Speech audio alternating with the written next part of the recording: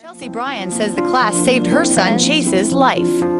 This program saved my son's life, and I want every parent to be exposed to it, have access to it. It's not a swimming class. This is how to give your kids survival skills in the water. Oh, I'm totally amazed and super proud. It makes them become very safe in the water, and they know how to save themselves, and that's what's important. Amazing.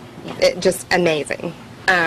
In 4 weeks, she could completely roll onto her back and float without any assistance. And I just want that peace of mind that she has the skills needed should she ever fall in the water. It's not a substitute for supervision by any means, but I feel it really gives him a few extra seconds and more of a fighting chance if anything does happen. And that's real life. If you fall into the pool, it's going to be scary for them, but he'll still know what to do. And his confidence is really up there, so we'll let him swim across the pool by himself. But yeah, we still monitor him. There's always an adult within reach. With our neighborhood pool, and we have a pond deck behind our house, that it was just important for us to know that if something happened, and it happens just like that, even with you right next to them, that they're going to be okay.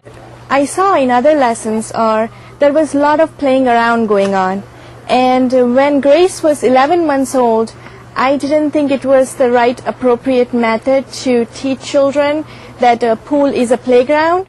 Most of the programs at that age just you ring around the rosy, blow in their face, and dunk them underwater, and that doesn't teach them to save themselves if they fall in. Because I know that drowning just happens in seconds, and it can happen when you're standing right there even. Brooke is pregnant with her third child, and she plans to start the infant in the ISR classes when she's 6 months old. It's the best investment, honestly, that I could have ever made. It's funny, a lot of parents say she doesn't even know how to walk yet, but she knows how to swim. And it's true, she can save herself. I just did not want to take the mentality that it could never happen to us. So I want to be prepared, give my son the best opportunity to survive if there is an event that he falls in. They teach them to float with their head up. You know, they teach them stump belly up. And swimming lessons, they teach you to swim with your face in the water. Holly says watching Colby struggle to learn to float during the 4-week course was difficult. And I cried probably through every single lesson. I kept my sunglasses on and I cried. I told myself, am I going to cry more if I lose him or if I go through these lessons? Holly says the tears were worth it. This floating technique can be the difference of death, brain damage, and a perfectly normal child. He can't walk, but he can save his life if he falls in the water. You're considering it, period, do it.